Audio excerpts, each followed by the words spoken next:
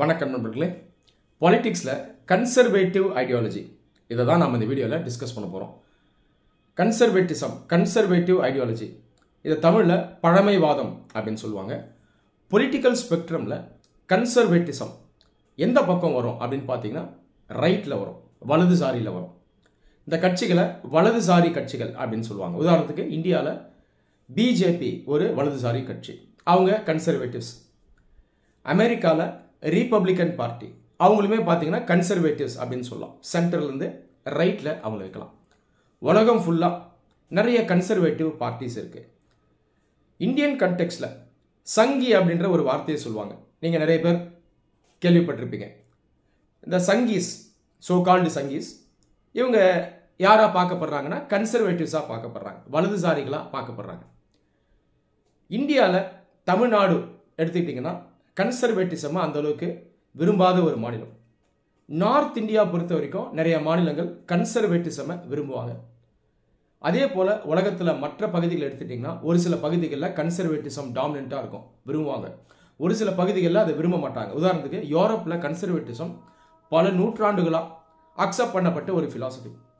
Latin America இருக்கு இல்லையா, இங்கே பார்த்தீங்கன்னா கன்சர்வேட்டிசமை ஜென்ரலாக அக்செப்ட் பண்ண மாட்டாங்க, எதிர்ப்பாங்க. சரி, இந்த கன்சர்வேட்டிசம் ஐடியாலஜி என்ன சொல்லுது, இதை எல்லாருக்கும் புரிகிற மாதிரி சிம்பிளாக எக்ஸ்பிளைன் பண்ணுறேன். வீடியோவை ஃபுல்லாக லிசன் பண்ணுங்கள். சரி, கன்சர்வேட்டிசம் இந்த ஐடியாலஜிக்குள்ளே நம்ம பார்க்கக்கூடிய முக்கியமான பண்புகள் என்ன, இதை நான் ஒன்று ஒன்றா சொல்கிறேன். ஒரு ஐடியாலஜி கொள்கை லெஃப்டில் வருமா ரைட்டில் வருமா அப்படிங்கிறத அதில் இருக்கக்கூடிய பண்புகளை வச்சு தான் நம்ம முடிவு பண்ண முடியும். பெரும்பாலான பண்புகள் அதை நம்ம பார்த்துட்டு அந்த பண்புகள்லாம் மெயினாக லெஃப்டில் இருக்கக்கூடியதா ரைட்டில் இருக்கக்கூடியதா அப்படின்றத செக் பண்ணணும். அதுக்கப்புறம் அதை லெஃப்டில் வைக்கலாமா ரைட்டில் வைக்கலாமா அப்படின்னு நம்ம முடிவு பண்ணுவோம். கன்சர்வேட்டிசம் ரைட்டில் தான் நம்ம வைப்போம். சரி, கன்சர்வேட்டிசமில் இருக்கக்கூடிய ஒரு முக்கியமான பண்பு என்னன்னு பார்த்தீங்கன்னா, இந்த கட்சிகள் இங்கே இருக்கக்கூடிய பார்ட்டிஸ் கன்சர்வேட்டிவாக இருக்கும், அதே நேரத்தில் ரியாக்ஷனரியாக இருக்கும். கன்சர்வேட்டிவ் பழமைவாதம். இவங்க என்ன சொல்லுவாங்கன்னா, சமூகம் இன்னைக்கு இருக்கிற மாதிரி இருக்கட்டும், மாறெல்லாம் வேண்டாம், தேவைப்பட்டால் கொஞ்சமாக மாற்றம் வரட்டும், அது ஆட்டோமேட்டிக்காக நடக்கும், நாமளாக எதையும் மாற்ற வேண்டாம் அப்படின்னு சொல்லுவாங்க. ஸோ இது ஒரு மிகப்பெரிய பண்பு. அதனாலேயே அவங்கள கன்சர்வேட்டிவ்ஸ் அப்படின்னு சொல்கிறாங்க. கன்சர்வேட்டிவாக இருக்கிறதுனாலேயே அவங்கள கன்சர்வேட்டிவ்ஸ் அப்படின்னு சொல்லுவாங்க. உதாரணத்துக்கு கலாச்சாரம், அதுக்குள்ளே இருக்க மொழி, மதம், பண்பாடு, பழக்க வழக்கம், இதெல்லாம் இன்னைக்கு இருக்கிற மாதிரியே நம்ம ஃபாலோ பண்ணலாங்க, ஏன் மாற்றணும், இது நல்லா தான் இருக்குது, இந்த மாதிரி அவங்களுடைய ஸ்டாண்ட் இருக்கும். அது இல்லாமல் இந்த கன்சர்வேட்டிவ்ஸில் நிறைய பேர் ரியாக்ஷனரியாகவும் இருப்பாங்க. ரியாக்ஷனரி அப்படிங்கிறது என்னன்னா, இன்னைக்கு சொசைட்டி அப்படியே இருக்கட்டும், அதை தாண்டி முடிஞ்சால் பாஸ்ட் ஒரு காலத்தில் எப்படி இருந்தோமோ அப்படி கூட நம்ம ரிவர்ஸில் போகலாம், தப்பு இல்லை, பாஸ்ட் நல்லா இருந்தது, அந்த சமூகமே நல்லா இருந்தது, முடிஞ்சால் ரிவர்ஸில் கூட போகலாம் அப்படின்னும் இதில் நிறைய பேர் சொல்லுவாங்க. அப்போ கன்சர்வேட்டிவ், ரியாக்ஷனரி, இந்த ரெண்டு பண்புகள் பார்த்தீங்கன்னா இந்த கன்சர்வேட்டிவ் ஐடியாலஜி இருக்கு இல்லையா, இதில் இருக்கும். மூன்றாவது இந்த கன்சர்வேட்டிவ்ஸ், இந்த கலாச்சாரம், இதில் பார்த்தீங்கன்னா ஒரு ஸ்ட்ராங் அட்டாச் ஆகிருப்பாங்க. யூரோப் எடுத்துக்கோங்க, இந்த கன்சர்வேட்டிவ்ஸ் வந்து கிறிஸ்டியன் ரிலீஜனை சப்போர்ட் பண்ணுவாங்க. இந்தியா எடுத்துட்டிங்கன்னா இங்கே இருக்க ரிலீஜன், மெஜாரிட்டி ரிலீஜன் நேச்சுரலாக ஹிந்துசம், இந்த ரிலீஜனை அவங்க பாலிடிக்ஸ்குள்ளே எடுத்துகிட்டு வருவாங்க. இஸ்லாமிக் கண்ட்ரீஸில் பார்த்தீங்கன்னா அங்கே இஸ்லாம் ரிலீஜன் யூஸ் பண்ணப்படும். ஸோ அந்தந்த நாட்டில் இருக்கக்கூடிய அந்த கலாச்சாரம் என்னவோ அந்த கலாச்சார கூறு இருக்குது பாருங்கள், அதை வந்து அரசியலுக்குள்ளே அவங்க எடுத்துகிட்டு வருவாங்க. இப்போ அந்த கல்ச்சர் அப்படிங்கிறதும் இந்த கன்சர்வேட்டிசமில் ஸ்ட்ராங்காக இருக்கும். அடுத்தது பொருளாதாரம், எக்கனாமின்னு வரும்போது இவங்க கேபிட்டலிசமை சப்போர்ட் பண்ணுவாங்க, சோஷியலிசமை எதிர்ப்பாங்க. கேபிட்டலிசம் அப்படின்றது முதலாளித்துவம், தனி மனிதனுக்கு சுதந்திரம் இருக்கணும்.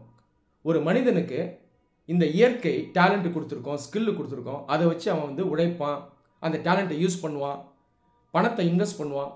அப்போது ஒரு மனிதனுக்கு அவனுடைய டேலண்ட், ஸ்கில், பணம் இதெல்லாம் யூஸ் பண்ணி முன்னேறதுக்கு மேக்ஸிமம் ஆப்பர்ச்சுனிட்டி இருக்கணும், இதுக்கு தடையே இருக்கக்கூடாது, அதுக்கு பெஸ்ட் எக்கனாமிக் சிஸ்டம் கேபிட்டலிசம் தான் அப்படின்றது கன்சர்வேட்டிவ்ஸ்னுடைய ஒரு அண்டர்ஸ்டாண்டிங். அதனால் கேபிட்டலிசமை சப்போர்ட் பண்ணுவாங்க, சோஷியலிசமை சப்போர்ட் பண்ண மாட்டாங்க. அவங்கள பொறுத்த வரைக்கும் சோஷியலிசம் அப்படின்றது தனி மனிதனுடைய ஸ்கில், டேலண்ட் இதெல்லாம் வளர விடாது, ஏன்னா அரசே வந்து பொருளாதாரத்தை எடுத்துகிட்டு நடத்தும், இது சரியானது கிடையாது அப்படின்னு அவங்க சொல்லுவாங்க. அடுத்தது ஒரு மிக முக்கியமான பண்பு, ஈக்குவாலிட்டியை அக்செப்ட் பண்ண மாட்டாங்க கன்சர்வேட்டிவ்ஸ். இதை நம்ம மேலோட்டமாக பார்க்குறதுக்கு ஆச்சரியமாக இருக்கும். என்ன சமம் அப்படின்றது ஏற்றுக்க மாட்டாங்க, ரொம்ப மோசமானவங்களாக இருப்பாங்களோ அப்படின்னு நம்ம யோசிப்போம். ஆனால் அதுக்குள்ளேயுமே ஒரு லாஜிக் இருக்குது. ஈக்குவாலிட்டி தேவையில்லை அப்படின்னு சொல்கிறது என்னென்னா, ஒருத்தனுக்கு சாப்பாடே இல்லாமல், ஒன்றுமே இல்லாமல், உரிமையே இல்லாமல் அவன் செத்து போயிடணும் அப்படின்ற அர்த்தம் இல்லை. முடிஞ்ச வரைக்கும் பேசிக்ஸ் நீட் சாட்டிஸ்ஃபை ஆகணும். அதை தாண்டி ஒரு மனிதன் அவன் கையில் இருக்கக்கூடிய ஸ்கில், டேலண்ட், ஹார்ட் ஒர்க் இதெல்லாம் வச்சு அவன் முன்னேற தான் செய்யணும். அப்போ எல்லா மனிதர்களும் முன்னேறணும். முன்னேற நம்ம என்ன பார்ப்போம்னா, கண்டிப்பாக மக்கள் வந்து ஈக்குவலாக இருக்க மாட்டாங்க, ஒருத்தரை விட இன்னொருத்தர் மேலே இருப்பார். இந்த அடிப்படையில் ஈக்குவாலிட்டி இருக்கக்கூடாது, இன்இக்வாலிட்டி இருக்கணும் அப்படின்னு சொல்லுவாங்க. ஸோ அந்த இன்இக்வாலிட்டியை அவங்க பாசிட்டிவாக பார்ப்பாங்க. இப்போ எனக்கு டேலண்ட் இருக்குது, ஸ்கில் இருக்குது, நாலேஜ் இருக்குது. இப்போ நான் மாதம் 30,000 ரூபா சம்பாதிக்கிறேன்னா இன்னொருத்தர் 1,00,000 ரூபா சம்பாதிக்கலாம், தப்பு இல்லைன்னு சொல்லுவாங்க. நானும் நல்லா இருக்கணும், அவரும் நல்லா இருக்கணும். ஆனால் யாருக்கு டேலண்ட், ஸ்கில், ஹார்ட் ஒர்க்லாம் அதிகமாக இருக்கோ அவங்க முன்னேறிட்டு போகணும். அதே நேரத்தில் ஒருத்தருக்கு ஸ்கில், டேலண்ட்லாம் கம்மியாக இருக்குது, ஹார்ட் ஒர்க் பண்ண மாட்டாரு, சோம்பேறியாக இருக்காருன்னா அவரோட நிலை அப்படி தான் இருக்கும். அவர் யாரும் காப்பாற்ற முடியாது. அந்த மாதிரி ஒரு நபரை தேவையில்லாமல் அரசு இருக்கு இல்லையா, ஸ்டேட், இது சப்போர்ட் பண்ணி தூக்கி விடக்கூடாது. அப்படி தூக்கி விட்டால் உழைக்கிறவனுக்கு அது எதிராக போயிடும். இவனை தூக்கி சுமக்கக்கூடிய பாரம் வந்து உழைக்கிறவன் மேலே போயிடும் அப்படின்னு அவங்க சொல்லுவாங்க. அதனால தான் இந்த ஃப்ரீயாக கூட்ஸை, சர்வீசஸை மக்களுக்கு சப்ளை பண்ணுறது, சப்சிடிஸ் நிறைய தர்றது, இதெல்லாம் வேண்டாம் அப்படின்னு கன்சர்வேட்டிவ்ஸ் சொல்லுவாங்க. அடுத்து ஸ்டேட், அரசு. இந்த ஸ்டேட் அப்படின்ற கான்செப்டை கன்சர்வேட்டிவ்ஸ் வந்து ஏற்றுப்பாங்க. ஆனால் ஸ்டேட் வந்து எக்கனாமின்னு வரும்போது உள்ளே வரக்கூடாது. பொருளாதாரம்னு வரும்போது அவங்க வந்து ஒரு லிமிட்டில் நின்றுடணும். அவங்க உள்ளே வர்றது சரியாக இருக்காது. ப்ரைவேட் செக்டர் கையில் தான் எக்கனாமி இருக்கணும், ஸ்டேட் மேலே ஒரு ரெகுலேட்டராக இருக்கலாம் அப்படின்றது இவங்களுடைய பொசிஷனாக இருக்கும். அதே நேரத்தில் சட்டத்தை இவங்க ஏற்றுப்பாங்க. அதே நேரத்தில் ஸ்டேட் எப்போ சமூகத்துக்குள்ளே வரலாம் அப்படின்னா, கலாச்சாரம், பண்புகள் இதெல்லாம் மக்களுக்கு சொல்லி கொடுக்குற மாதிரி ஒரு பொறுப்பை ஸ்டேட் எடுத்துக்கலாம் அப்படின்னு அவங்க நினைப்பாங்க. உதாரணத்துக்கு மதம் இருக்குன்னு வைங்களேன். ஒரு மதத்துக்கும் ஒரு சில நல்ல பண்புகள் இருக்கும். இந்த பண்புகளை ஸ்டேட் வந்து மக்களுக்கு கைட்லைன்ஸாக கொடுக்கலாம், தப்பு இல்லை. ஓரளவுக்கு வந்து மக்கள் மேலே ஒரு கண்ட்ரோல் ஸ்டேட்டுக்கு இருக்கணும், அப்போ தான் ஒரு டிசிப்ளின் இருக்கும். ஸோ ஸ்டேட் வந்து சமூகத்தை இன்ஃப்ளூயன்ஸ் பண்ணுறது தவறு இல்லை அப்படின்னு அவங்க சொல்லுவாங்க. இதெல்லாம் தாண்டிங்க இந்த கன்சர்வேட்டிசமில் ஒரு பெரிய ஃபிலாசபி இருக்குது. இப்போ நான் சொன்னது எல்லாமே ஜென்ரல் அண்டர்ஸ்டாண்டிங் தான். இதெல்லாம் பேசிக் ஃபீச்சர்ஸ், ஜென்ரல் ஃபீச்சர்ஸ். இதை தாண்டி நீங்கள் ஃபிலாசபிக்கெல்லாம் இன்னும் உள்ளே போகிறீங்க அப்படின்னா, இந்த கன்சர்வேட்டிவ்ஸ் ஏன் இந்த கல்ச்சரை சப்போர்ட் பண்ணுறாங்க, ஏன் கேபிட்டலிசமை அவங்க வந்து விரும்புகிறாங்க, சோஷியலிசமை அக்செப்ட் பண்ண மாட்டாங்க, இன்இக்வாலிட்டி நல்லது அப்படின்னு சொல்கிறாங்க அப்படின்னு உத்து பார்த்தீங்கன்னா, இந்த கன்சர்வேட்டிவ்ஸ் இவங்க ஐடியாவை மட்டும் ஏற்றுக்க மாட்டாங்க. ஒரு விஷயம் லாஜிக்கலாக இருக்குது, ரேஷ்னலாக இருக்குது, அறிவு சார்ந்து இருக்குது அப்படின்னா கூட அதை ஏற்றுக்கணும்னு எனக்கு அவசியம் இல்லைன்னு சொல்லுவாங்க. ஏன்னா ஐடியாங்கிறது இம்ப்ளிமெண்ட் பண்ண முடியுமா, ப்ராக்டிக்கலாக இருக்குமா, அதில் ரிசல்ட் வருமானு சொல்ல முடியாது. அப்போது எங்களுக்கு ரிசல்ட் வேணும், ஐடியா மட்டும் முக்கியம் இல்லை, ரிசல்ட் வேணும்னு சொல்லுவாங்க. அப்போ ரிசல்ட்டுங்கிறது எப்படி பார்ப்பாங்கன்னா, எக்ஸ்பீரியன்ஸில் பார்ப்பாங்க, ஹிஸ்ட்ரிக்கு போவாங்க, வரலாறுல போவாங்க, அப்போது பாஸ்ட்டை பார்ப்பாங்க. அப்போது எந்தெந்த விஷயங்கள்லாம் ப்ராக்டிக்கலாக சக்ஸஸ்ஃபுல்லாக இருந்திருக்கோ அந்த விஷயங்கள் வந்து நம்ம கண்டினியூ பண்ணிட்டு போகலாம் அப்படின்னு சொல்லுவாங்க. ஒரு சின்ன உதாரணம், ஆண்கள் பெண்களை கண்ட்ரோல் பண்ணலாம் அல்லது அட்லீஸ்ட் ரெகுலேட் பண்ணலாம், அது தப்பு இல்லைன்னு சொல்லுவாங்க. இன்னைக்கு தேதியில் இதில் நமக்கு நிறைய பேருக்கு உடன்பாடு இருக்காது. ஆண் பெண் சமம் அப்படின்னு நம்மள நிறைய பேர் சொல்லுவோம். ஆனால் கன்சர்வேட்டிவ்ஸ் பார்த்தீங்கன்னா ஆண்களும் பெண்களும் சமமாக இருக்கணுன்ற அவசியம் இல்லை. பாஸ்டில் பார்த்தீங்கன்னா பெண்களை விட ஆண்களுக்கு கொஞ்சம் உரிமைகள் கொடுக்கப்பட்டது. ஆண்கள் வந்து பெண்களுக்கு பாதுகாப்பு கொடுத்தாங்க. நீங்கள் பாஸ்டில் போய் பாருங்கள், இது ப்ராக்டிக்கலாக இருந்தது, இதனால் யூஸ் இருந்தது. இன்னைக்கு பெண்களுக்கு சம உரிமை வழங்குறதுனால சமூகத்தில் பார்த்தீங்கன்னா சில பிரச்சனைகள் இருக்குது, பெண்களுக்கே சில பிரச்சனைகள் இருக்குது, ப்ரொடெக்ஷன் இல்லாமல் போயிடுது. உதாரணத்துக்கு உரிமைன்ற பேரில் ஒரு பெண் வந்து கல்யாணம் பண்ணிக்காமலே போயிட்டா அப்படின்னா அவளுக்கு ப்ரொடெக்ஷன் இருக்காது.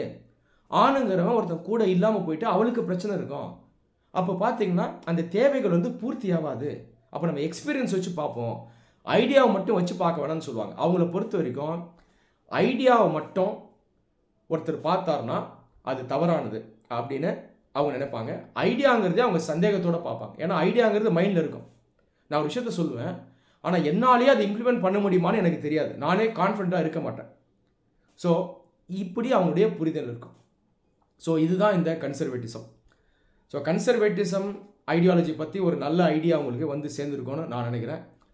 நீங்கள் அரசியலை படிக்கும்போது எப்பயுமே ஏதாவது ஒரு கொள்கையை மைண்டில் வச்சுக்கிட்டு அதுக்கு சப்போர்ட்டராக இருந்துக்கிட்டு நீங்கள் அரசியலை படிச்சிங்கன்னா உங்களால் அரசியல் அறிவை எடுக்கவே முடியாது. நீங்கள் நியூட்ரலாக இருக்கணும், அப்ஜெக்டிவாக இருக்கணும்.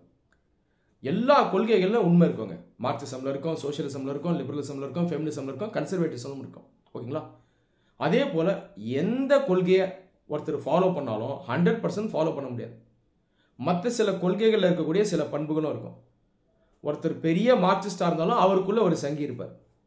ஒருத்தர் பயங்கரமான சங்கியாக இருந்தாலும் அவருக்குள்ள ஒரு மார்க்சிஸ்ட் இருப்பார். இதுதான் அரசியல், இதுதான் அரசியல் கொள்கை. அப்போது அரசியலையும் அரசியல் கொள்கையையும் அரசியல் சித்தாந்தங்களையும் தெளிவாக படிங்க. அதில் இருக்கக்கூடிய உண்மைகளை பாருங்கள். நன்றி.